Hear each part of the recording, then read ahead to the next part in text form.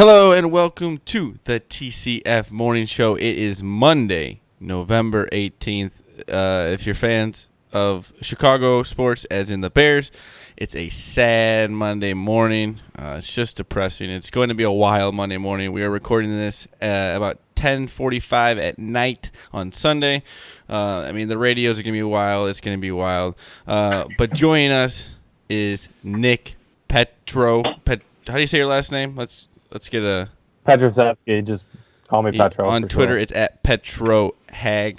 Petro's Hag. Petro Shag. Is that what we're going with there? And then we got Matt Schoolfield at schools_01. Nick will be joining the show more often. We are excited. Like I said, we got a rotation of guys coming in. We are excited to bring Nick in. He wanted to. We had to do this because it's gonna get. I'm gonna get to our sponsor here, but after that, it's going to get pretty heated here on the show. But thank you to our sponsor, Muddy Otter. This show is brought to you by Muddy Otter. The Muddy Otter is a handmade pottery and woodworking business based at the Lake of the Ozarks. The business was started by two married artists, Hannah and Mitch Prentice. Mitch Prentice was one of my best friends back in high school, Paw Paw High School, shout out. And Hannah went to Leland High School. I don't know if either of you know either of those schools, but what we do, we make beautiful pottery for the people. To learn more about their work or to buy a gift for the holidays, check out themuddyotter.com. Again, that is themuddyotter.com. Or find them on Facebook at The Muddy Otter. They put up their videos, all their sales, all the stuff they're doing on there. They got beautiful handmade products. They put up the videos of how they do it. Like I said, Nick, I know you would not be able to do this. You would be done in about 2 seconds. Me and Matt have already said we couldn't do it. I really, the process does seem like a lot of work, so I definitely would be out on that. So for you, don't have to do it. They will do it for you. If you want to message them, they will personalize stuff too. They are very good with that. Mitch is he's a good talker, I would say. He knows the way with his words. They said November 15th was the cutoff date, but if you still want to get some stuff for the holidays, maybe they can still get it to you. That is the Muddy Otter. Thank you to the Muddy Otter. We love you, boys. Let's get into it. Is the Bears season over? It's been over. It's been over. That loss to the Chargers probably was the season ender. There was some hope there. You win this game, you get the Giants, you get the Lions. A Lions team without Matthew Stafford, a Giants team has just been shitty. Even tonight, you had the Rams without Brandon Cooks, Cooper Kupp. I mean, it's been the same thing every year. The Bears go into halftime with 0 to 6 points, and they can't figure things out. It's embarrassing. The team looks sloppy. Here's the problems I have. Nagy's supposed to be an offensive guru. He's not. He can't get third and shorts. He can't figure out ways to get his quarterback going. And I know Trubisky's been bad, but at the end of the day, it comes back to the head coach, right? I mean, Goff was pretty bad tonight, but there were still some plays where guys were open, where Goff could have got going. He had 2 deep passes, the one which was Kupp, where he may or may not have fumbled out of the end zone. I thought it was too hard to overturn. And then the second one, it got called back, but still a nice play design. Someone was open. Goff had a chance to get his confidence up. We don't see that from the Bears offense, right? We don't see guys. We see guys open. We just don't see guys. The scheme's just not there. And I'm at a loss of words in terms of Matt Nagy. I'm out on Pace. I'm out on Nagy. I'm going to be skeptical with whatever it is they do. They just don't make good moves. Pace is a fucking dork. He doesn't talk during the regular season. Like, what kind of bullshit is that? And then we had the whole Deshaun Watson stuff you guys talked about last week, and not even bringing him in for an interview. Just weird moves. I mean, Matt, I'll kind of throw it over to you, and then Zach, I'll let you get in. But I mean, it's over. And then they freaking bench Trubisky, basically throw your quarterback completely under the bus. But they came out and said, Nagy said a couple series earlier, Mitch had a hip injury, and the reason he went and talked to him is he was asking Mitch to be honest with him about the hip and asking if it was bothering him and hindering him, and Trubisky said yes. Just a fucked up situation. I think Nagy's lying his ass off. Bears are a family-run organization, just like the Bulls. You'll never get the fucking truth. But I don't know. What do you got, Matt? My biggest thing is tonight. I think I think the benching of Trubisky is it's called what it is until we actually have some solid backing that there was a legitimate injury that's going to I don't necessarily believe the injury, but we'll see what happens. But I think it's a statement that Mitch is probably not going to be a Chicago Bear in the year 2020 and beyond. I think tonight them coming out and saying this might have been Mitch's best performance of the season when it's all said and done too, which just speaks volumes about how the season's gone. But it felt like a funeral tonight, and it was slow. You get two missed field goals early on in the first quarter. That's 6 points you leave on the board right there. You get those, and it's a totally different game. The defense was playing really well early on, first three quarters, through the first three quarters at least. But I don't know. There's so many holes that have been exposed this season. You lose a guy like Keem Hicks. You lose heart and soul of your defense, really, when you get down to it. And Max, the most talented player on the team, without question. But Hicks is probably the heart and soul of that defense, and they haven't been the same since he's not been there. Can't get the stops when they need to, and See, I disagree with that. I disagree with that just because, I mean, yes, they haven't been the same. I agree. But Kyle Fuller's been trash this year. If anybody wants to come out and say that, he got beat on that one touchdown that they got called back on. I mean, he just literally just got beat. It seemed like he gave up at the end of that play. He hasn't been as good as last year, but last year was an outlier year for a lot of people. I'll tell you what, Eddie Jackson showed up tonight, but it's like little things that are coming out, and the winning fucking club dub. My thing is, why can the Bears never have a good quarterback and a good kicker? It just seems like we're cursed. We're cursed. I mean, dude, it's the organization that hires people. Those are makeable kicks. That puts people. No, it's not even that. It's just this organization hires people for positions that put other people. Let's go all the way back to the training camp when we did this circus with the kickers, and we brought in kickers, and they were kicking from the length where we missed it at, and Nagy blew it out of proportion to where it didn't need to be that way. It didn't need to be that big of a deal, and this is what happens. And now we go out, and the kicker can't make a kick, and we're back in the same situation, and we went through all that drama during spring training. It seems like nothing works. We do nothing right. John Fox, a coach that we got rid of. No one really liked it the whole time he was kind of here, his attitude and stuff towards the media. But he wanted Deshaun Watson. But we went against him because we were on the outs, and we pretty much forced him to have Mitch Trubisky. And guess what? John Fox was right. And look at us now. I just tweeted out a picture. It said we're talking about this on the TCF morning show. It'll be out tomorrow morning. It's a picture of Ryan Pace because he has got to be under a microscope because he doesn't talk to the media. He doesn't let anyone really into what he wants, his brain, I guess. And he was at the game, and to sit there and watch the guy that he traded up for pretty much put his stock into him, his Bears stock into Mitch Trubisky, and he's getting pulled in a game that's like, still in hand in a way. I'll be honest with you. It kind of looked like this was kind of like a fuck you move from Nagy, like sick of the front office, telling him like you got to play Mitch. Like Mitch is going to be the guy the rest of the year no matter what. And Nagy's just like, nah, fuck you.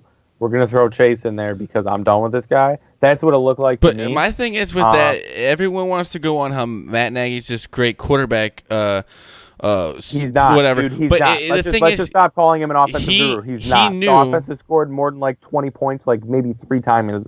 He knew the quarterback he was going into. If he had any thoughts of this and would look at the resume, then he wouldn't have come to Chicago. If he's mad about the quarterback he has, that's just annoying, and that's just him just kind of lashing out in a way because you knew what you were going to get. You knew the quarterback that you were going to have. No, I disagree. I disagree with that because you know what you're going to get skills-wise and intangibles. And after that first year, I mean, we all kind of bought into Mitch after that first year. I mean, you win a division for a Bears team that hadn't been in the playoffs in a while. You're going to get everyone on your side. That's just going to happen. I agree, but I'm saying what Nagy taking the job and getting into, you just hope the guy can progress. That's with any player. Look at what Lamar Jackson did. The Ravens hoped he could progress, and he has. That's what normal player development looks like. That's what the Bears were hoping for. It just doesn't. Sometimes it doesn't But there's happen. so many other games this year where he could have made that stance, and in a game where he actually was the reason that they maybe even stayed in the game for a little bit, or he didn't have a horrible game, and you're gonna make that stance now. I think that's weird. If you're gonna be mad about the quarterback situation, then maybe a few games make a decision. Listen, Mitch Trubisky did not lose you that football game. Matt Nagy's inept play calling and head coaching decisions cost you that football game. And then his overall, how he handles the team's sloppy, like it was under Trestman. It was never really sloppy under Fox. Penalty-wise, the offense was boring to watch and just overall tough, but it was never really sloppy. The team sloppy. So many overrated players on the field. I mean, look at Anthony Miller. All the wide receivers. I think all the wide receivers suck beside Allen Robinson. They're overrated. Anthony Miller's out there showboating and stuff, and you can't make a catch. We're losing. It just is. It seems like it happens to. I don't know. It's hard for me. It's hard for me to criticize the defense because they're on the field for so long. But let's go back. Jonathan Wood brought this up, who's a friend of TCF and in our Bears chat. He brought this up. We eventually we're gonna have to go where this starts. And just think about this: Pace signed Clinton Dix, who didn't have a last couple of good years. He's a good player, but Clinton Dix is basically playing Eddie Jackson's position that Eddie Jackson was an All-Pro at last year. Who played well today? Think about that. Fine for the first time in a while. Finally, but just think about that. Clinton Dix basically is playing the position Eddie Jackson should be playing. Now, if Pace would have re-signed, I'm not saying you re-sign Amos because I wasn't an Amos fan, but re-sign a safety like Amos, who's more of a hitter in the box player, and let Eddie Jackson roam and be that true free safety, been able to do this year enough, then maybe things are different on the back end there. It's just the little things like that, being loyal to a fault. Like we said, a kick and a good defense masked a lot of things last year. Let's just call it what it is. And we could be mad at the defense. I don't know why this defense can't come up with stops when the team needs it most. At the same time, why does the defense need to make a stop every fucking game? Yeah, Matt, I need you to say something because I just want to make sure you're okay over there. Yeah, I'm good. I'm just so depressing, dude. When you really get down to it, the season's over. For all intents and purposes. We talked ourselves into this. Football season's over. Matt, you have some years on me. Is that no offense? Is this like the most disappointing? Like in terms of like expectations going into seasons, is this like the most disappointed like Bears season in recent memory? 2014's up there, but this is worse. In terms of expectations, I'd probably say yes. Because I thought they were a legitimate Super Bowl contender going into the season. So did everybody. And I guess not everybody, but I was dead wrong, and everybody else who was dead wrong. Because this team they're a sub 500 team. They're going to be a sub 500 team when it's all said and done. We don't have a first round pick coming up. We're 2 years away from having a first round pick. We finally worked our way into getting some draft equity by, cutting Mike Davis, which was a fantastic free agency signing from Ryan Pace this year.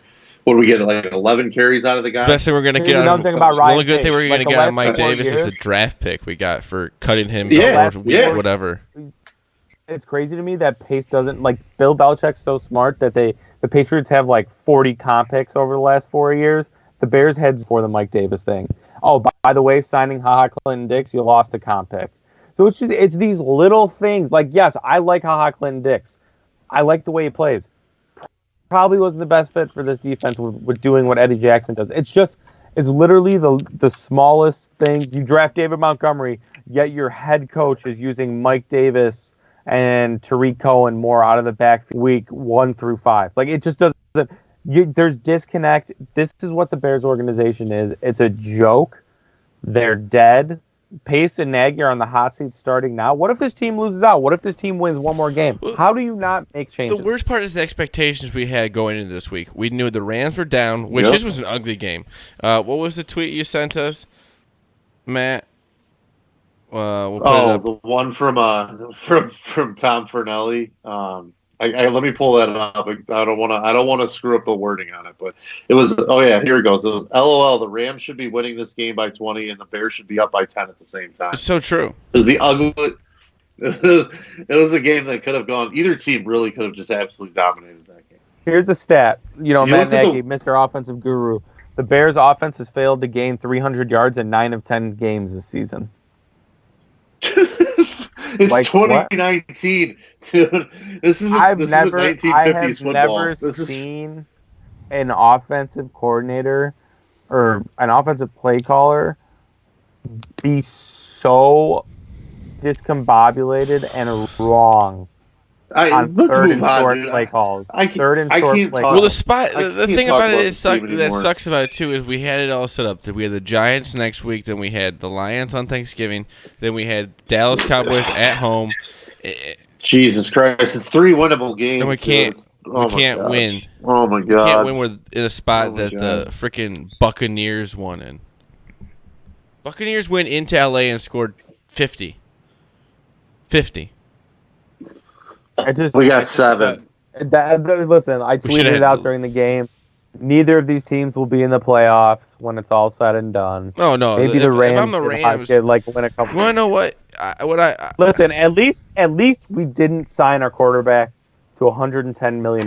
That's the thing. That's why I said Jared Goff. Jared Goff. Like, Not he's it. gonna get fired a year or two because Jared Goff is so bad. But guess what?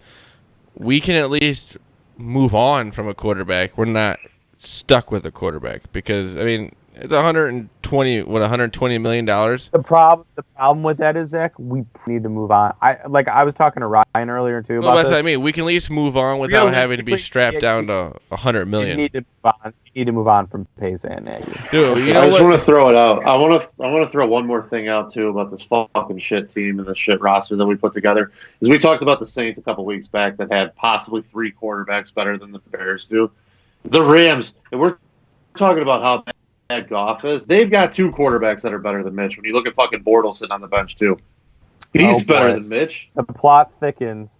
Both Prince Amukamara and Taylor Gabriel said Mitch was playing through a hip injury, had no indication. So it's gonna get ugly. Thing. This is the Kromer Cutler thing all over again, dude. It's exactly it. It's the Trustman era. It's the fucking. We're getting punked again. This is what the Bears do. It's a dog shit organization from the top to the bottom. It's ownership down. It's every year is like this, man. And in some way, it may not play out like this every year, but it always is the same fucking thing.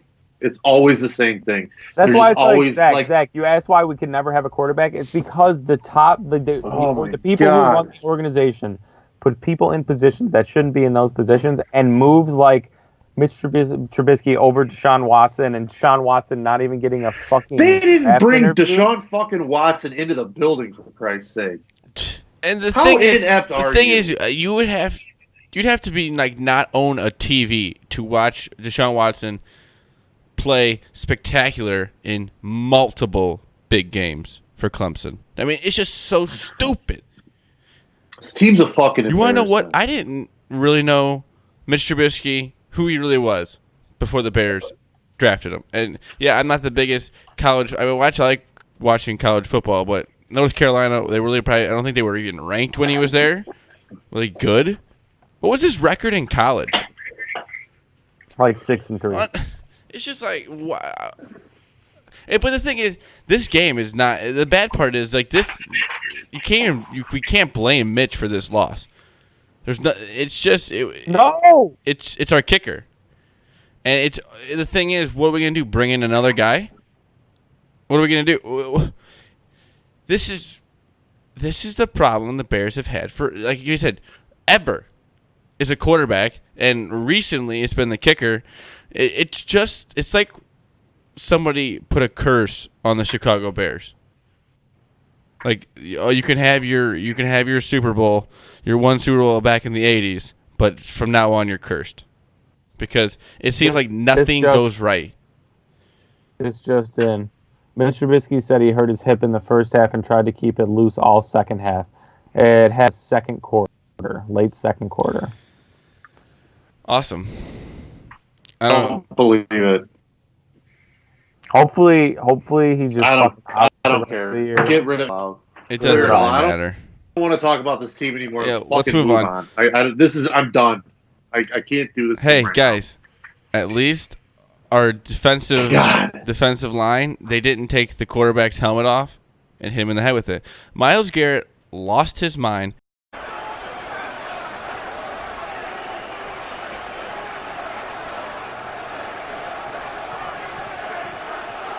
Well, he tackled Rudolph. Rudolph didn't like the way that he was tackled. Oh, gosh. Man. Oh, man. Oh. Beyond words, Joe. Oh, gosh. That's one of the worst things I've ever seen on a professional sports field. You know, Joe, I've been involved with these in the league off. He loses his mind. Everyone wants to be on the side of Mason Rudolph. Started it. Yes, I understand. He was kind of going after him. He also went after his helmet. Even if Myles Garrett just rips his helmet off and then throws it away, that's a perfectly fine fight. Maybe he's suspended 1 game. He's fined some money. That's it. But when he hit him over the head with the helmet, that's unthinkable. Listen, Mason Rudolph should have got at least 1 game because you see it on the ground. He's trying to rip Garrett's helmet off. That doesn't mean Garrett should come at him. But I don't know, man. This is a weird situation. I don't agree with it. I definitely don't agree with Myles Garrett ripping off his helmet trying to beat someone with it. But at the same time, obviously this was something more happened here. I think Myles Garrett should have at least been able to appeal, maybe play in the last 2 games. I really don't think there's more to it. I think Myles Garrett, Lily. I mean, he was kind of getting in the scrum, and he just lost his mind. I mean, this is a game. This is the most dangerous sport in the world. I mean, maybe there's some random other sport, but this is a dangerous sport. You guys are trying to hit each other. You don't think that somebody could easily just lose their mind during a game?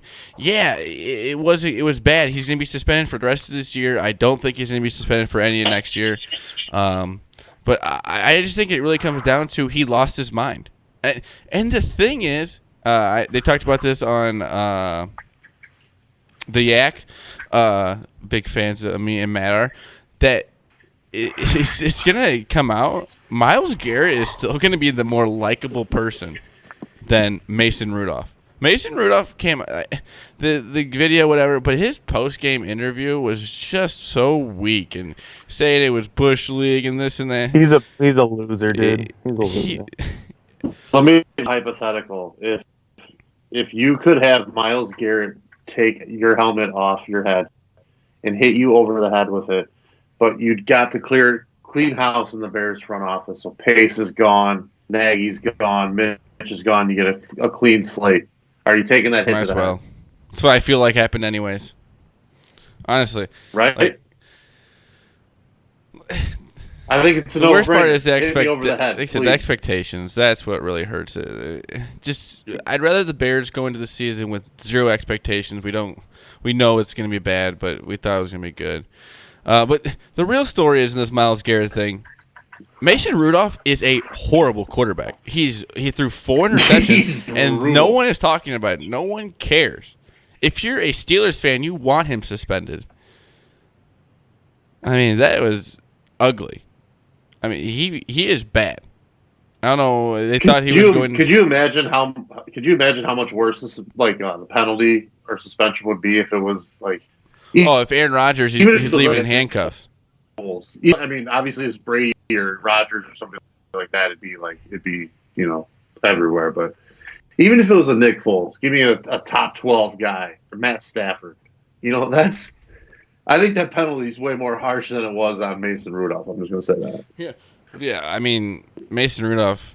If you really think about it, if he just would have been not had a press conference like that, he just ate a hit in the head from the helmet from Myles Garrett, who is a. And then he went back at him. He kept running at him. You see Pouncey coming in too. Pouncey's coming in throwing punches. Then he's kicking him in the head. Pouncey's ride or die. My God. Pouncey he'll ride or die for anybody. Like you said, he was the guy that he may or may not have still been on Aaron Hernandez's side after he was convicted of murder. So that's the ultimate ride or die guy. But I really think he on the other hand got 3 games for him. He was defending his quarterback. That's what you're supposed to do. If you're a quarterback and you're anyone on the offense or a quarterback that has to play with Pouncey, you would love that. I would want my offensive line to do that. I think that made him look great. The 3 games, I think that's a little excessive for Pouncey. Thoughts on Week 11, boys? It was a wild week. If you really think about it, it was about 1 o'clock today. The Vikings were down 21-0 at half. I'm like, they're gonna lose. The Bears have a great chance of being second in the division, ready to go to that wild card spot. Night ended a little different. The Vikings came back and won. Vic Fangio, what are you doing? My thing is with the whole game, the pass interference is never there. You saw with the Hopkins one. They're never going to change it. They're not going to change their mind. That was a definitive pass interference. They would not change it. Why did he waste a timeout by challenging a pass interference that you knew they weren't going to overcall? I mean, you just knew they weren't going to overturn it. That's just.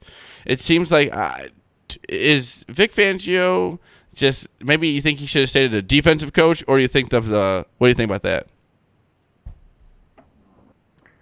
I don't know, man. Vic Fangio isn't a good head coach. Is what it is. I don't think it's anything he's doing. I don't know.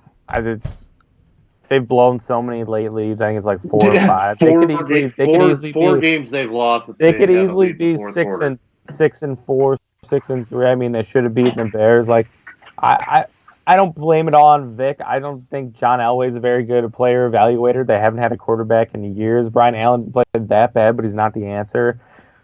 Defense, I don't know. Vic got caught playing prevent like he usually does. They weren't able to come through, but they were on the goal line. You get 3 plays there. I just don't love the 50-50 balls. And then there was when they were after that play on the sideline where he stayed in bounds, instead of calling a timeout right away, they chose to spike it. And they let like 20 seconds run off it. Not 20 seconds, maybe 15. So there were 10 seconds left. You have 2 plays instead of there being like 17 to 18 seconds left where you could have ran all 4. You could have had all 4 downs, but I don't know. We had some unpredictable games. Colts beat up on the Jaguars pretty bad. Even though Nick Foles came back, I mean, that was a little weird.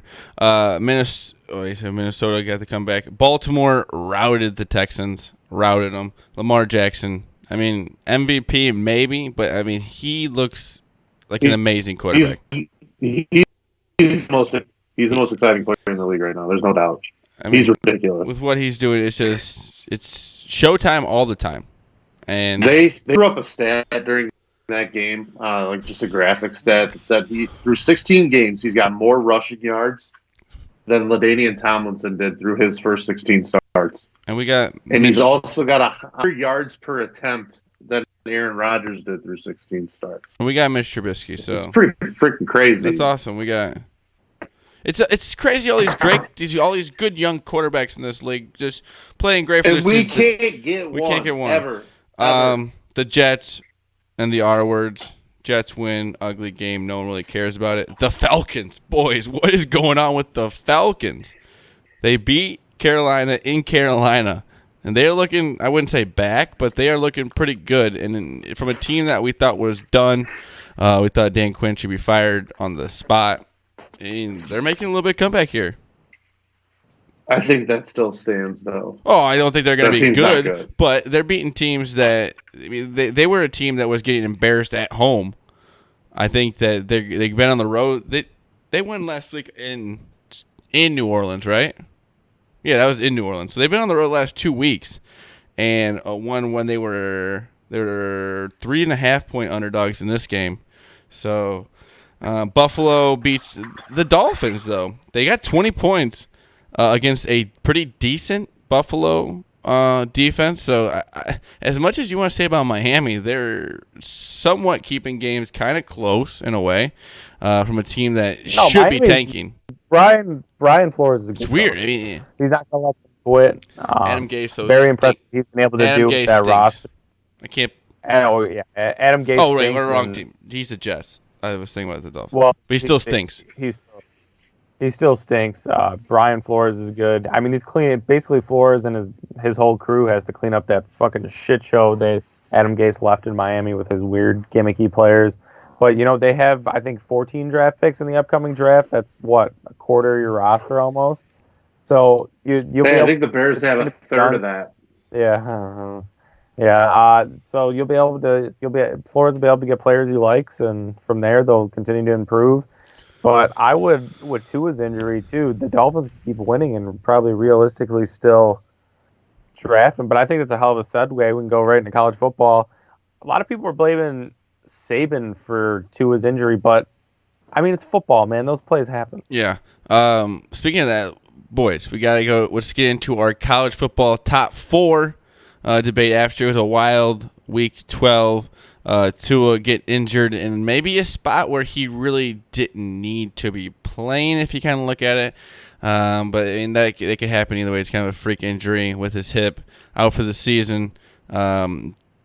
What do you, Nick? We'll throw you in the fire. Really, what's your top 4 right now? College football. I think it comes out tomorrow night, or tonight. I got LSU 1,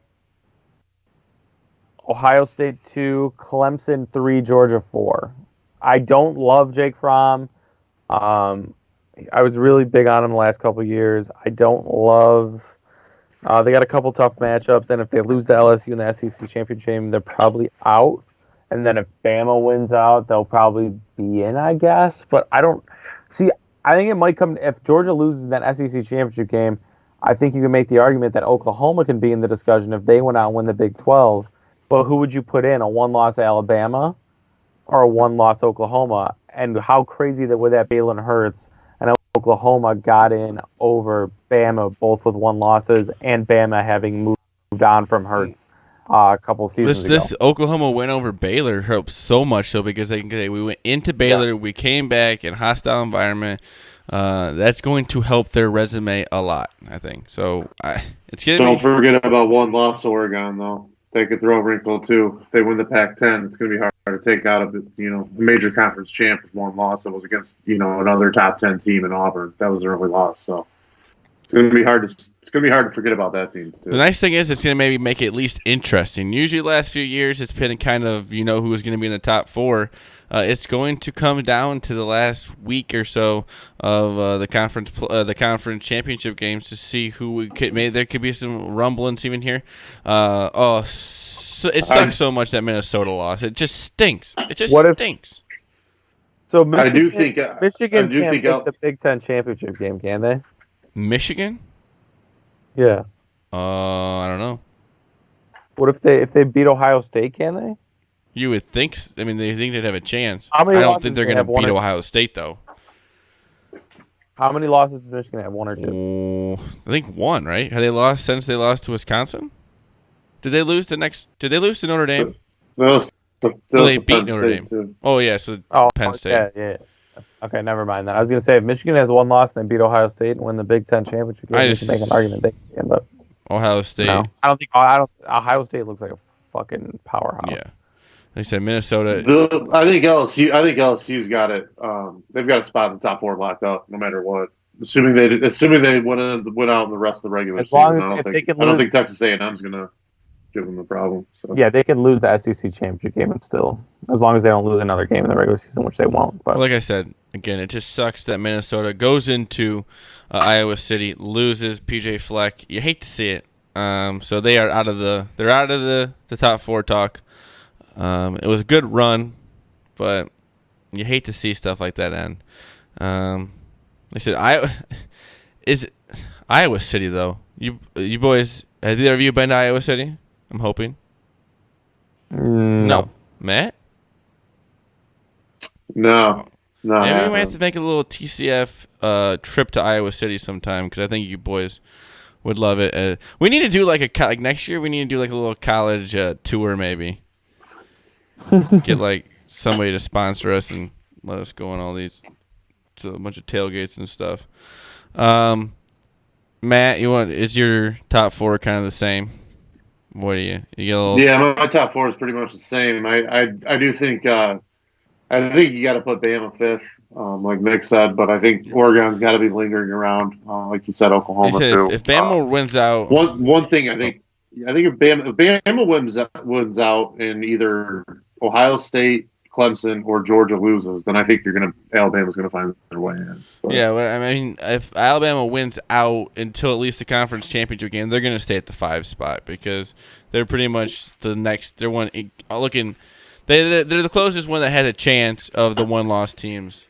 I said the conference championship game. and I'm not worried about Mac Jones, by the way, either. He's going to be fine running the shit for them too. I don't think you're going to see Alabama miss too much of a beat offensively. You got good receivers, great running backs, and a ridiculous offensive line. So.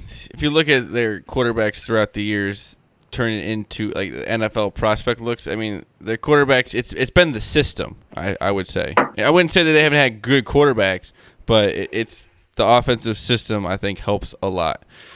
Boys, let's move on to a Chicago team that puts a smile on our face. The Blackhawks have won 4 straight games. Finally, at least we have something to look forward to here with the Bears season pretty much over. The Bulls, there's nothing to it. They're Jim Boylan also. Just add him to the coaches that should be gone in Chicago. That have on the hot seat at least in Chicago. The Blackhawks, Nick. Let me hear some of your analysis over the last 4 games. I'm excited about this. Moving on from the Bears. I mean, this team looks good. Ever since I was telling you guys pre-show, listening to Nicholas' podcast, Barstool podcast, Duncan Keith basically called Colleton out, and his system was like, I just feel like our hockey plays are predetermined for us. There's an analytical move for what he wants us to do and wants us to make certain plays. And then Colleton came out a week and a half ago, or almost 2 weeks ago now, and said, we're throwing that out. We're going to be more the run and gun team you saw last year. We're going to be more of a puck possession team. We're not going to be the chip and chase team because they're just not a chip and chase team. And it's great. They're scoring goals. The offense has come around. Patrick Kane scored like 10 goals in the last 10 games. This is what this team is going to be. They're going to give up some shots some nights against good offensive teams. They're probably going to give up a decent amount of shots, and it's going to be a trap, but they can win games. And they really stuck it to Nashville last night, on Saturday night, which I thought was big. And then following it up with another, convincing win, 4-1. Kirby Doc looked. Connor Murphy returning looks good. He doesn't get enough credit. Calvin DeHaan looks good. So I'll give Stan a little shout out, Stan Bowman. Still want you fired. Still hate your fucking guts for costing me 2 years of Kane and Taves not being in the playoffs, and they're basically having the best 2 years, like some of the best seasons of their life. Anyway, this into the playoffs, we've always talked about it. When you have players like Kane and Taves, even Keith and Seaver with that experience, you have a chance. It's hockey. 8 seeds win the cup all the time. Just get into the dance, baby. They're 1 game out of the playoffs. This is what's going to get us through a cold Chicago winter. We'll make fun of the Bulls, and then the Hawks will be our team that we ride with. I don't see this changing unless we got a major injury coming or Colleton does some stupid shit, which is all. They have two starting goalies. No team in the NHL has that. No, and 2 really good starting goalies. Robin is, as of his stats, are tops in the league. So, I think he's the number 1. I think Crawford's maybe the number 2. Either way, doesn't really matter. They seem like they can both go in and win you games. So like I said, with the Blackhawks, it's just nice to see a good team around Taves and Kays after the last 2 years of not making the playoffs. Hopefully we can go on a nice little run here. It's just always nice to have the United Center while the Bulls are there, Madhouse on Madison, going crazy. There's no better energy than a game like that. It's just beautiful. I saw our guy Dave was out there. He was top row. Doesn't matter where you sit in that building during a Blackhawks game. You're gonna feel the energy. It's gonna be great. So. Oh, it's electric, dude. We sat. I've sat in low like a lot. I've gone to like 5 or 6 games this year. Sat low for most of them, but we were last Sunday. We were in the nosebleeds, 3 rows from the back. Still an electric atmosphere. You can see everything at the United Center. I highly recommend people who maybe aren't even like the biggest Blackhawk fans who have never been, just go. The pregame show, not a better national anthem in all of sports than the one that chills every time. Building's electric. The teams playing well. There's not a better time to get out there. I don't know what their schedule is like this upcoming week, but last week was a seriously tough schedule. You had the Penguins, Maple Leafs, Knights, Predators, Sabres, and you got points in every game. The only game you lost was the game you didn't really lose. You got the tie, I guess, whatever you call it. But it was a shootout to the Penguins. It's been a great week. You just got to keep it going forward. Just keep picking up points, and you'll be just fine. I mean, if the Blues can win the Stanley Cup from being in last place in January last year, being a couple points within the playoffs come February or March, you should be just fine. The Blackhawks actually play at the United Center Tuesday and Thursday. Oh, who we got? Carolina and then Tampa. 2 tough games. We'll see if they can win. If they can get points in all of them, man. Then following that, they got back-to-back home and homes with division opponents in Dallas and Colorado. So I'm excited. It's an exciting week here for the Blackhawks. So 4 straight at the United Center. No, it's they're home and home with Dallas on Saturday. They're at Dallas. Then the following Tuesday home. Yeah, you got a big couple weeks here. So, like I said, just keep picking up points. If you can get a point in each game this week and then go into the division game, you can win. So Saturday they're at Dallas and then they're home against Dallas Sunday. Yep. Home against Dallas on Tuesday, and then they're home against Colorado on Black Friday. Home against Colorado Black Friday the following day at Colorado. So then Colorado would be a good test because that's a team that'll. I would bet if I'm not split those games. Just give me a split of those games. Give me a split of the Colorado games. That'll be good.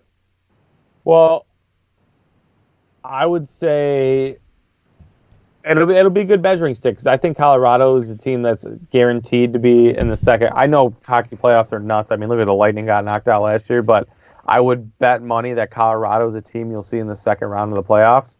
So they'll be a good team to measure up against as the season goes on. It's just when you can run and gun, you got Kane and Taves making plays. It's just you're a different team. One thing I want to throw out too is if the Hawks are serious about a playoff push and they're going to defensemen, if they can't do it in the trade market, one guy to keep an eye on too, especially as the college season plays out, is Ian Mitchell. I think once the college season's done, I think he's going to be primed and ready to be signed.